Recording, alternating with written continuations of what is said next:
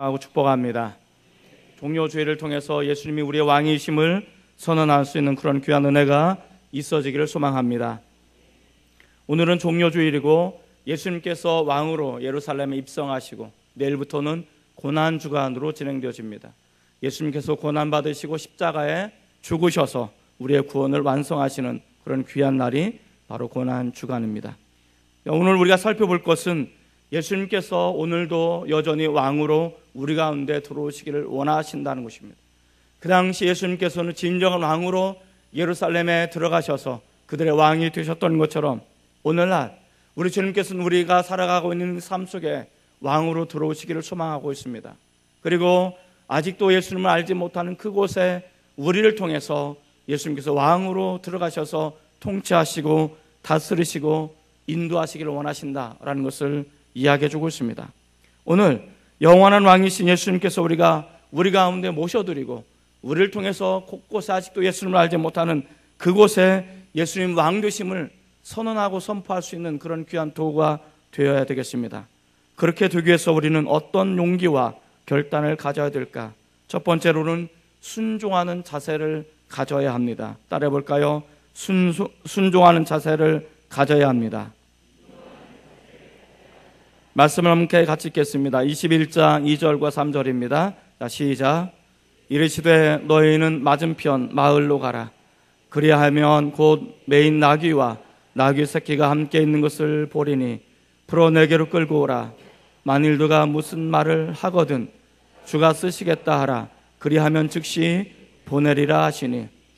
자, 1절에 보니까 예수님께서 벳바게에서 2명의 제자를 보내십니다. 예루살렘에 보내셔서 그곳에 나귀가 보거든 나귀와 나귀 새끼를 끌고 오라고 요청하시는 것입니다. 이 2명의 제자가 예수님의 말씀을 따라서 나귀를 있는 곳으로 가게 되어집니다. 그리고 나귀 새끼를 끌고 오는 과정을 우리에게 이야기해 주고 있습니다. 근데 여기서 중요한 것은 이 2명의 제자의 순종의 모습을 우리에게 이야기해 주고 있습니다. 이 순종은 말처럼 그렇게 쉬운 것은 아닙니다. 그들이 나귀를 끌고 오기 위해서는 정말 많은 우여곡절을 가질 수도 있습니다. 그런데 정말 중요한 것은 6절 이야기입니다. 6절 한번 같이 읽어보겠습니다. 시작. 제자들이 가서 예수께서 명하신 대로 하여. 자, 제자들이 어떻게 했다고요? 갔습니다. 자, 순종은 가는 것으로부터 시작되는 것을 우리에게 이야기해 주고 있다라는 것을 알 수가 있습니다. 온전한 순종이라는 것은 어떤 것일까? 내가 이해가 되지 않아도, 합리적으로 납득이 되어지지 않아도, 내 마음에 뭔가 부딪힘이 없어도 주님께서 말씀하시면 내가 그대로 하겠습니다라고 따르는 것이 진정한 순종의 모습이라는 것을 이야기해 주고 있습니다. 주님께서 가라면 가고 오라면 올 수 있는 그것이야말로 진정한 순종이라는 것을 우리에게 이야기해 주고 있습니다. 오늘 이 2명의 제자는 예수님께서 무엇을 말씀하시는지 정확하게 알고 있었습니다. 이 제자를 통해서 일하시고 싶은 예수님의 마음을 알았습니다. 예수님께서 무엇을 말씀하시고 어떤 것을 이루고 싶은 것인가를 알게 된 것입니다. 자, 이때 예수님의 2명의 제자는 예수님의 목적이 어떤 것인지 알았어요. 그래서 가게 되는 것입니다. 여기서부터 중요한 거예요. 이 6절에서 우리가 가장 중요하게 이야기되어지는 부분은 무엇이냐? 예수님께서 명하신 대로 행했다는 것입니다. 뭐라고요? 예수님께서 명하신 대로. 이게 왜 중요한가? 하나님이 나에게 뭔가 부탁을 하셨어요. 뭔가 나에게 명령하셨어요. 아, 명령이 어떤 것인 줄 알아요. 그리고 내가 이해를 했어요. 자, 그것을 내가 순종하기 위해서 우리는 가게 되어집니다. 제자들이 가서 이렇게 말하지 않았습니다. 우리 선생님께서 당신의 나귀가 필요하다고 말합니다. 우리 예수님께서 예루살렘 입성하는데 당신의 나귀를 타고 입성하시겠다고 말씀하십니다. 그러니 당신의 나귀를 우리에게 빌려줄 수 있겠습니까? 라고 말하지 않았다는 거예요. 중요한 것은 예수님께서 무엇인가 말씀하시는 그 말씀하심을 알았을 때 나의 뜻대로 내 중심에 대해서 내가 이해한 방식대로 순종하지 않았다는 것을 우리 이야기해 주고 있는 것입니다. 중요한 것은 이 제자들이 예수님의 말씀하신 대로 순종했다는 것을 이야기해 주고 있는 거예요. 이것이 오늘 우리에게 순종의 자세, 순종의 역사를 이야기해 주고 있는 것입니다. 그들은 자신이 이해할 만큼, 자신이 할 수 있는 만큼 자신의 모든 수단과 방법을 동원해서 예수님 말씀하시는 것에 순종하려고 하지 않았다는 것을 우리에게 이야기해 주고 있습니다. 우리가 하나님의 말씀을 순종하기 위해서 때로는 우리 형편을 살펴보게 될 때도 있습니다. 우리 교회 형편을 살펴볼 때가 있습니다. 우리가 뭘 가지고 있는지, 내가 어떤 능력을 가지고 있는지, 우리가 무엇을 할 수 있는 것인지, 그래서 할 수 있으면 예스 우리 순종하겠습니다, 할 수 없으면 노 우리 순종 못합니다, 이렇게 말하는 경우가 종종 있더란 말이죠. 그런데 그것은 온전한 순종이 아닙니다. 그것은 진정한 순종이 아닙니다. 비록 내가 할 수 있는 능력이 있다 할지라도, 비록 예수님께서 말씀하시는 그 말씀하신 것을 내가 할 수 있는 능력이 있고 내가 할 수 있는 자원이 있고 우리가 충분히 할 수 있는 그런 역사가, 능력이 나타난다 할지라도, 중요한 것은 그럼에도 불구하고 내 뜻대로 내가 원하는 자원을 가지고 하는 것이 아니고 오직 하나님께서 말씀하시는 대로 순종하는 것이 중요하다라는 것을 이야기해 주고 있습니다. 순종은 나의 이해를 구하는 것이 아닙니다. 순종은 나에게 뭔가 부탁하는 것이 아닙니다. 순종은 명령하는 것입니다. 예수님께서 제자들에게 명령하시는 것입니다. 야, 지금 내가 나귀가 필요한데 가서 나귀를 좀 가져왔으면 좋겠는데 해줄 수 있겠니? 라고 말씀하지 않으신다는 것입니다. 예수님께서 나귀가 필요하시면 두 제자에게 명령하십니다. 가서 나귀를 가지고 오라라고 말하는 것입니다. 그랬더니 제자들이 가서 예수님께서 말씀하신 대로 행했다라는 것이 중요한 것을 우리에게 이야기해 주고 있습니다. 이 제자들의 헌신을 통해서 예수님께서는 왕으로 예루살렘에 들어가실 수가 있게 된 것입니다. 그리고 이 제자들의 헌신을 통해서 이 제자들은 예수님이 누구신지 경험할 수가 있게 되는 것입니다. 그리고 이 제자들의 헌신을 통해서 예수님께서 왕으로 입성하시고 하나님의 말씀을 성취하시고 예언의 말씀을 성취하신 것을 우리에게 보여주고 있다는 것을 이야기해 주고 있습니다. 생각해보면 우리가 이 부분을 한번 상상해 보시기 바랍니다. 예루살렘에 예수님께서 입성하실 때 수많은 사람들이 구름대처럼 몰려들었습니다. 그리고 예수님을 찬양합니다. 예수님을 환영합니다. 그런데 예수님이 타고 가는 것은 뭐예요? 나귀. 그것도 나귀 새끼예요. 예수님께서는 아주 튼튼한 백마나 흑마를 타고 들어가는 것이 아닙니다. 말 4마리가 끌고 있는 마차를 타고 양옆에는 빵빠레 불고 그렇게 승리자의 개선장군처럼 예루살렘에 입성하는 것이 아닙니다. 어떻게 보면 한 번도 사람을 태워보지 않은 이 나귀 새끼, 그래서 육중한 몸매가 그 나귀의 등에 딱 얹혀졌을 때 이 나귀 새끼가 얼마나 힘들었을까. 아마 걸어가는 내내 삐그덕삐그덕거리면서 걸어가지 않았을까. 그런데 예수님은 그 나귀 새끼를 타면서 걸어가는 것이죠. 폼나지 않죠. 조그마한 나귀 새끼 위에 예수님께서 육중한 몸을 싣고 예루살렘에 입성하는 장면 한번 생각해 보시기 바랍니다. 백마를 타고 그리고 마차를 타고 들어가는 입성하는 것과 전혀 다르죠. 자, 그런데 예수님께서는 왜 나귀 새끼를 타고 입성하셨을까? 왜 하필이면 모양 빠지게 뽀대도 나지 않게 왜 나귀 새끼를 타고 입성하셨을까? 거기엔 특별한 의미가 있는 것입니다. 나귀는 짐꾼입니다. 나귀는 영광의 자리에 있는 것이 아닙니다. 이것을 통해서 예수님께서는 어떤 모습으로 입성하시는가? 왕이긴 왕인데 우리와 친구가 되신 그런 왕, 질문을 짊어지고 들어가는 왕, 고난을 당하시는 그런 왕으로 우리 곁에 다가오심을 우리에게 보여주고 있다는 것을 이야기해 주고 있습니다. 사랑하는 성도 여러분, 때로는 우리가 순종하게 될 때 그것이 때로는 보잘것없는 것처럼 여겨질 때가 있습니다. 내가 순종할 때 그것이 화려하지 않을 수도 있습니다.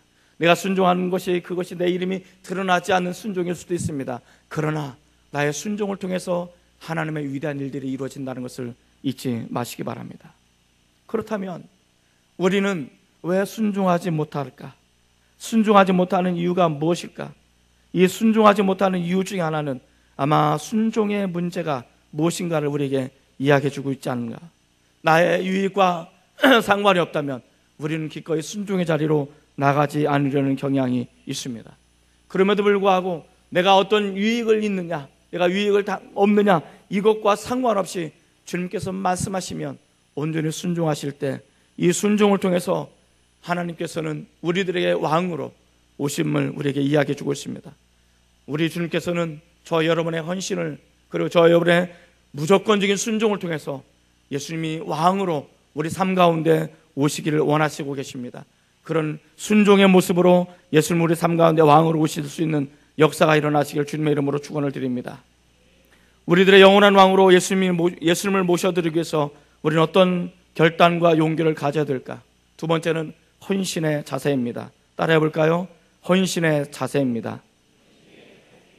자, 물어보겠습니다. 헌신이 쉬울까요? 어려울까요? 네. 대답은 알죠? 순종이 어렵습니까? 쉽습니까? 하면 쉽고 안 하면 어려운 것이 순종입니다. 헌신도 마찬가지. 헌신도 하면 쉽고 안 하면 어려운 것입니다. 우리가 헌신할 수 없는 여러 가지 조건들을 가지고 헌신하지 않으면 죽었다 깨어나도 헌신할 수 없습니다. 헌신은 내가 가지고 있는 그 어떤 것, 이것이 유불리를 상관없이 않고 그냥 주님을 위해서 헌신하는 것임을 우리에게 이야기해 주고 있습니다. 21장 3절 말씀을 한 번 더 읽어보도록 하겠습니다. 21장 3절입니다. 자, 시작. 만일 누가 무슨 말을 하거든 주가 쓰시겠다 하라. 그리하면 즉시 보내리라 하시니. 자, 누가 말하거든 야, 너희 왜 나귀 새끼를 끌고 가는 것이지?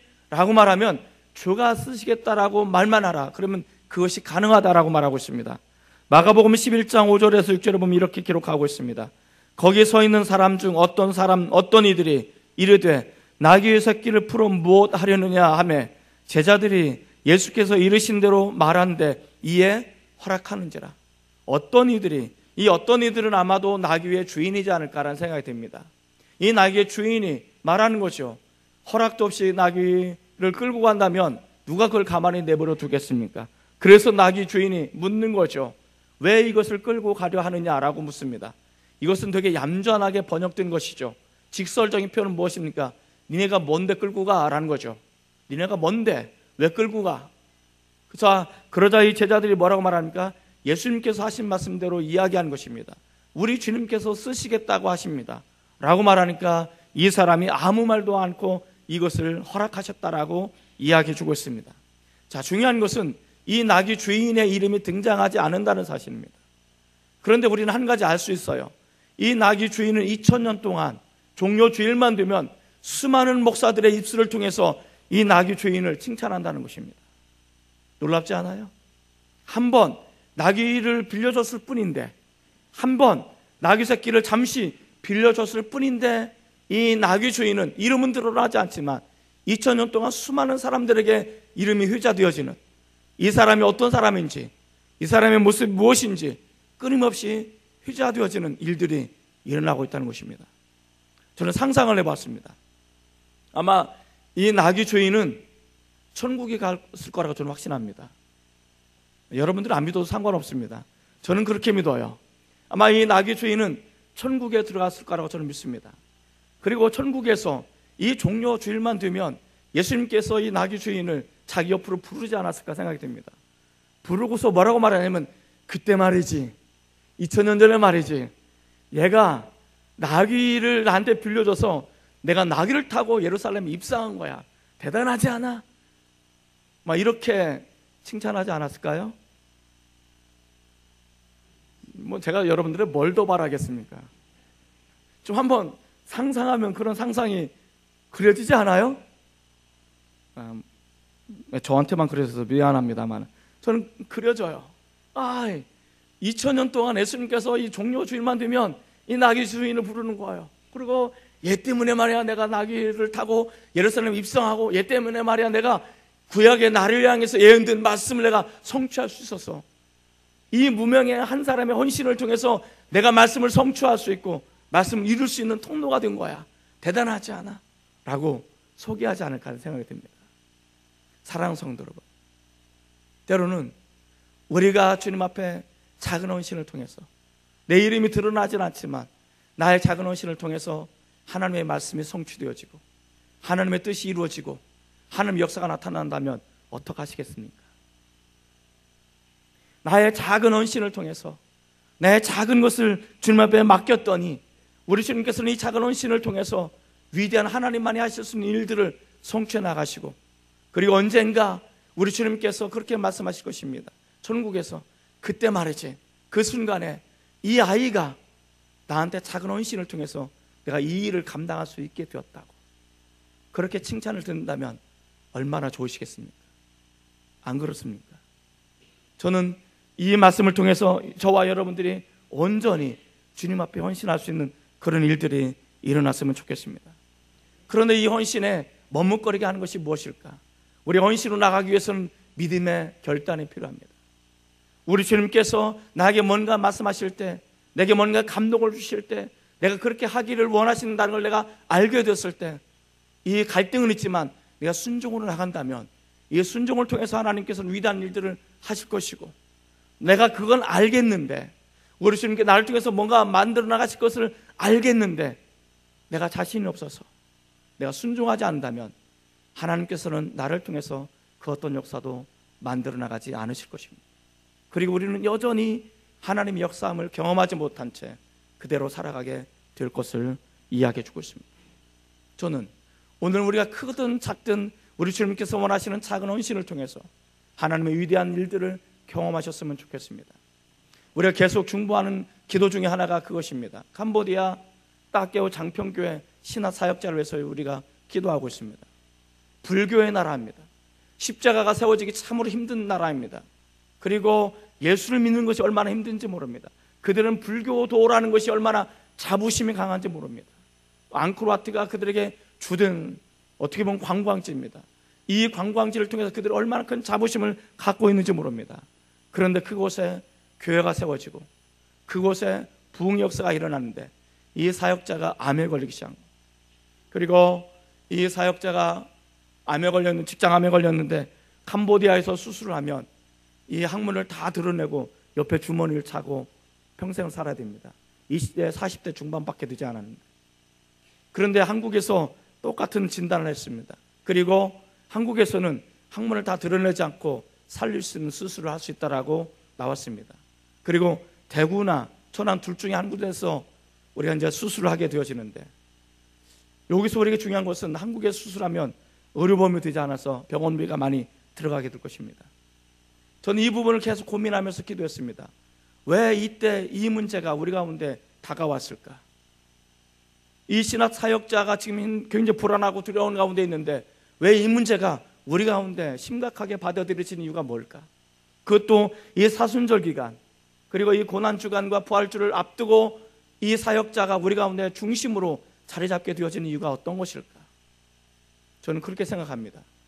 우리의 작은 헌신을 통해서, 우리의 작은 눈물과 중보를 통해서 그 주가는 그곳에 수많은 사람들이 구원을 받고 건짐을 받을 수 있는 통로로 하는 것을 쓰시고자 하는 것은 아닐까? 우리의 작은 헌신을 통해서, 우리 작은 눈물을 통해서, 이 무명의 헌신자를 통해서 예루살렘께서 그곳의 왕으로 들어가셔서 그곳을 다스렸던 것처럼 오늘 우리가 작은 헌신을 통해서 이 캄보디아 땅에, 그 나라에 아직도 예수님을 구세주로 알지 못하는 그곳에 예수님께서 왕으로 들어가고 싶다라고 저와 여러분에게 말씀하고 있는 것은 아닐까, 그런 생각을 가져보게 되어집니다. 이 종료주일과 이 고난주간에 우리 주님께서는 저에게 도전하고 우리가 도전하는 것은 바로 그것입니다. 너희가 이 사람을 책임지고 너희의 헌신을 통해서, 작은 헌신을 통해서 그곳에 내가 왕으로 선포되어지기를 원하고, 그곳에 내가 구세주와 내가 주님으로 선포되어지고 주관하는 수많은 심령들이 나로 인해서 구원받고 구원받는 무리들이 점점 더 늘어나서 그곳에 주님의 십자가가 세워지기를 원한다라고 우리 주님께서 말씀하시는 것은 아닐까, 그런 생각을 해보게 되어집니다. 부담감이 되죠. 지금 우리 거제도 힘들고 어려운데, 지금도 직장이 어떻게 될지 모르는 이 급박한 상황 속에 하나님께서는 왜 이런 부분들을 우리에게 주시는 걸까?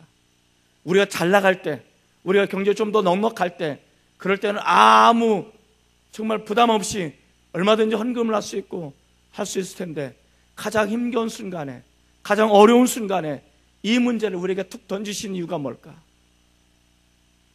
저는 여기가 굉장히 중요한 부분이라고 생각합니다. 예수 믿는 것은 우리가 이 세상에 성공하고 물질적인 부유를 누리고 내가 이 땅에 뭔가 떵떵거리고 살기 위해서 예수를 믿는 것은 아닙니다. 성경에서 예수 믿으면 뭐라고 나왔습니까? 성경에서 예수 믿으면 너희가 고난을 받는다고 말합니다. 너희가 예수 믿으면 핍박을 받는다고 말합니다. 너희가 예수 믿으면 세상에서 어려움을 당할 거라고 성경은 이야기해 주고 있습니다. 우리가 예수 믿으면 세상에서 우리를 환영하지 않을 거라고 성경 미리 이야기해 주고 있습니다. 그럼에도 불구하고 우리가 예수 믿고 핍박을 받아도 예수를 믿는 이유가 뭘까요? 우리가 세상에 어려움을 당해도 예수 믿는 이유가 뭘까요? 그 핍박과 고난이 우리에게 복이 되기 때문에 그렇습니다. 이 어려운 순간에 우리가 작은 것을 나누고 흘려보내게 되어질 때, 나도 힘들고 어려운데 이 어려움을 통해서 하나님의 기적이 무엇인지, 하나님의 역사가 무엇인지, 이것이 우리에게 왜 복이 되는지, 이것을 우리에게 경험하기 위해서 그런 것은 아닐까. 그리고 그 땅 그곳에, 캄보디아에 우리 주님께서 왕으로 들어가시기 위해서 그런 것은 아닐까. 저는 우리가 작은 헌신했으면 좋겠습니다. 그리고 얼마 되지는 않을 수 있지만 우리가 정성껏 그들을 도울 수 있는, 우리 작은 헌신을 통해서 캄보디아가 주님 앞에 돌아올 수 있는 위대한 역사가 일어날 수 있기를 주님의 이름으로 축원을 드립니다. 우리들의 영원한 왕으로서 예수님을 모셔드리기 위해서 우리는 어떤 결단과 용기를 가져야 될까? 셋째, 환영하는 사람들입니다.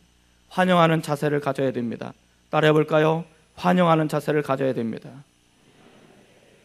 7절에서 9절 말씀을 한번 같이 읽어보도록 하겠습니다. 7절에서 9절입니다. 자, 시작. 나귀와 나귀 새끼를 끌고 와서 자기들의 겉옷을 그 위에 얹음에 예수께서 그 위에 타시니 무리의 대다수가 그들의 겉옷을 길에 펴고 다른 이들은 나뭇가지를 베어 길에 펴고 앞에서 가고 뒤에서 다른 무리가 소리 높여 이르되 호산나 다윗의 자손이여 찬송하리로다. 주의 이름으로 오시는 이여 가장 높은 곳에서 호산나 하더라. 예수님께서 나귀 새끼를 타고 입성하십니다. 수많은 군중들이 몰려들기 시작합니다. 그리고 나귀 위에 자신의 겉옷을 펴니다. 그리고 귀 위에 자신의 겉옷을 핍니다. 이 겉옷은 얼마나 중요한지 모릅니다. 그들의 겉옷은 이불입니다. 겨울의 추위를 막아줄 수 있는 정말 중요한 도구입니다. 이 중요한 것을 예수님이 가시는 그 발바닥에, 이 길 위에 그 겉옷을 펴기 시작하는 것입니다. 종려나무를 꺾어다가 흔들면서 그를 찬양합니다. 호산나 호산나. 호산나가 무슨 뜻입니까? 도우소서, 구원하소서라는 뜻입니다. 이 사람들이 예수님을 받아들일 때 어떤 입장으로, 어떤 모습으로 예수님을 받아들였을까? 당신만이 우리를 구원할 수 있습니다. 당신만이 우리를 진정으로 도울 수 있습니다. 지금 우리가 힘들고 어렵고 정말 우리가 어떤 상황 속에 놓여졌는지 우리 당신 아실 것입니다. 그러니 오셔서 우리 가운데 우리를 구원하시고, 오셔서 우리 가운데 구원하여 주시고 도와주시옵소서. 당신이 진정한 왕으로 우리 가운데 오실 때 우리는 도움을 받을 수 있습니다. 우리는 구원함을 받을 수 있습니다. 우리는 간절히 당신을 원합니다. 우리 가운데 들어오시옵소서라고, 이것이 그들이 환영하는 모습이었습니다. 이들이 환영하는 모습 속에서 우리는 무엇을 배워야 될까? 한번 우리 스스로에게 한번 물어보시기 바랍니다. 우리 자신에게 한번 물어보시기 바랍니다. 내가 정말 간절하게 예수님이 나의 왕으로 오시기를 원하는가? 예수님이 정말 내 인생 가운데 필요하신가를 한번 물어보시길 바랍니다. 정말 예수님이 여러분의 인생 가운데 필요하십니까? 여러분이 정말 여러분의 인생 가운데 여러분의 왕으로 예수님이 여러분의 인생을 다스리시고 여러분을 통치하시고 여러분을 인도하시기를 정말로 원하십니까? 아니면 예수님, 그건 부담스러운데요. 내가 예수님이 우리의 왕이 되는 것은 내가 알겠지만 예수님이 내 삶 속에 오셔서 미주알 고주알 다스리시고 이야기하시고 이끌어가시는 건 부담스러워요. 그러니 내가 내 인생은 내 나름대로 살 테니 내가 필요할 때, 내가 예수님이 정말로 필요할 때 그때 내가 예수님 내가 손 내밀 테니까 내가 필요할 때 손 내밀 때 나를 도와주시면 됩니다. 이런 모습으로 우리가 살아가고 있습니까? 어떠십니까? 정말 예수님이 내 인생 가운데 절실하게 필요하셔서 예수님 당신이 내 인생 가운데 주인으로 내 인생 가운데 왕으로 오셔서 나를 다스려 주시고 나를 이끌어 주시고 나를 통치하셔야만 합니다. 다른 거 내가 바라지 않겠습니다. 오로지 내 삶 가운데 오셔서 내 가정 가운데 내 직장 가운데 내 모든 삶의 영역에서 당신 왕으로 오셔서 나를 다스려 주십시오. 나를 이끌어 주십시오. 나는 그걸 원합니다라고 여러분 그렇게 간절하게 예수님을 원하시는지, 아니면 예수님 내가 당신을 믿어줄 테니까, 내 당신을 믿을 테니까 내가 내 인생을 마음껏 살도록 내버려 두시고 정말 필요할 때 내가 일주일에 한 번쯤은 와줄 수 있으니까, 내 당신을 일주일에 한 번쯤은 예배를 드려줄 수 있으니까 그때 나에게 필요한 것을 채워주세요.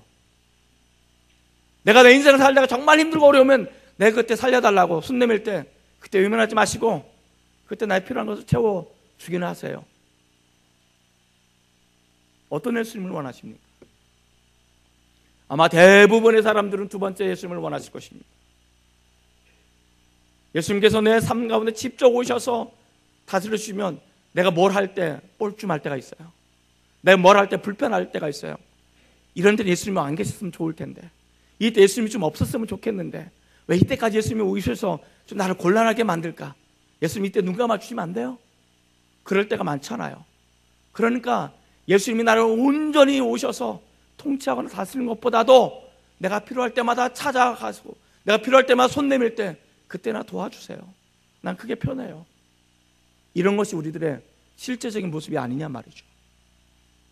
그런데 예수님께서는 그렇게 말씀하십니다. 야, 난 너에게 가서, 너에게 들어가서, 네 마음에 들어가서, 너희 가운데 들어가서 내가 너에게 왕이 되기를 원해. 나는 진짜로 너의 왕이 되기를 원해. 내가 너의 도움을 채우고, 내가 너를 이끌어주고, 내가 너를 다스리고, 내가 너를 행복할 수 있는 삶을 살기를 원해. 내가 너에게 왕으로 들어갔으면 좋겠는데 너는 괜찮겠니? 라고 물으시는 겁니다. 여러분, 어떻게 하시겠습니까? 예수님 지금도 여전히 우리 가운데 입성하기를 원하십니다. 내 마음속, 내 삶의 모든 영역에 그분 왕으로 들어오시기를 원하십니다. 그리고 오늘 이 장평교회도 우리 주님께서는 왕으로 오셔서 우리 주님께서 이 장평교회를 다스리시고 이 장평교회를 통치하시고 이 장평교회에게 필요한 것을 채워주실 뿐만 아니라 우리를 이끌어 나가기를 원하십니다. 여러분, 우리 장평교회가 정말로 예수님을 나의 주인이요, 나의 구세주요, 나의 왕으로 모셔드리기를 원하십니까? 그렇다면 그 예수님을 간절한 마음으로 받아들이십시오. 이 사람들이 주님 당신은 나를 도우셔야 됩니다, 나를 구원하셔야 됩니다라고 호산나 호산나 호산나라고 불렀던 것처럼 당신 나에게 진정으로 호산나가 되셔야 됩니다. 내 인생 가운데 나를 정말로 도와주셔야 됩니다. 내 인생은 정말로 구원해 주셔야 됩니다. 당신 내 인생은 정말로 왕이 되어 주셔야 됩니다. 이제 내가 간절히 원하오니 우리 가운데 임재하여 주시옵소서. 우리 가운데 왕으로 오시옵소서. 이곳에 우리 가정 가운데, 직장 가운데, 이 교회 공동체 가운데 왕으로 와 주십시오. 그렇게 결단하며 다짐하는 우리 모두가 되어지기를 원하고, 그런 종료주일과 고난 주간을 되시기를 주님의 이름으로 축원을 드립니다. 기도하시겠습니다. 하나님 아버지, 예수님께서는 지금도 그렇게 말씀하십니다. 내가 네 인생 가운데 들어가서 너의 왕이 되기를 원한다.